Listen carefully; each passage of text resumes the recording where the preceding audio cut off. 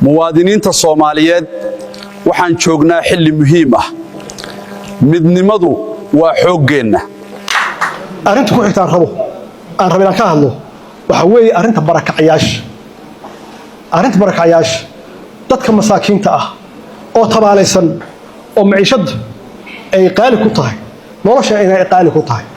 dadkaasi haloo nuux yaa la barakicin madaxweynaha dalka madaxweyne ka ah dadkan dadkaagii waay iyaga ku doortay sharafkoodii magacoodii yaad ku wantahay karaamadooda haysataa maamuuskooda haysataa mar alla markaa adduunka aadayso oo red carpet lagu dhigayo ogow gabadhaas masaakiinta ah ama carruurtaas Soomaaliyeed oo tabaalaysan oo barakicisay magacooda way ogow aniga cid ii dhigaysa carpet ma laha dadkan wax carpet u dhigaya ma laha laakiin adiga waxaa nooga duwan tahay dadkaas tabaalaysan yaad matalaysaa therefore waxaa laga rabaa inaad daryeesho inaad u naxdo inaad u adeegto yaa laga rabaa maxaa yeelay ilmaha Soomaaliyeed oo la barakeenayo adaa mas'uul ka ah waa ilmahaagii way adaa yiraahdaa mas'uul ka ah adaa qaad mas'uuliyadoodii adaa u dhaartay wabalan maaha waa qaadan wadaniga Soomaaliya dalkeena waa dhisanaynaa Soomaaliya dalkeena iyo dadkeena waa midaynaa Soomaaliya runtii ogaada dagaalkii waa socdaa ay ku hardamayeen wadaniyada iyo qabyaaladda marba mid baa soo kormara marba mid baa xoogaysta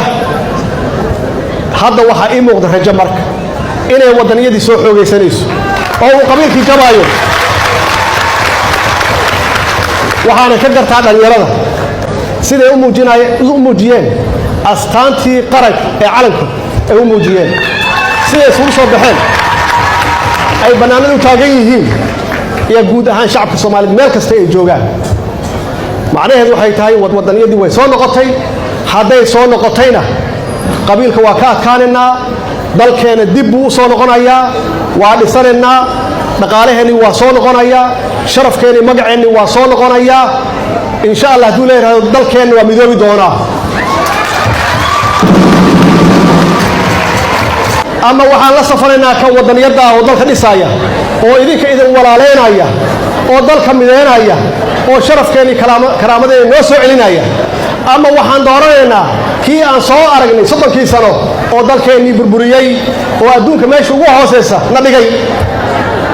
anu ma aaminsan inaan qaadanayno kaas dambe inaan qaadanayno marka dagaalkaas ay isku hayaan tribalismka iyo patriotismka aan la jirsanno patriotismka wadaniyada aan la jirsanno sobalan maaha waa qaadan wadaniyada Soomaaliya dalkeena waa dhisanaynaa Soomaaliya dalkeena iyo dadkeena waa midaynaa Soomaaliya والسلام عليكم ورحمة الله وبركاته.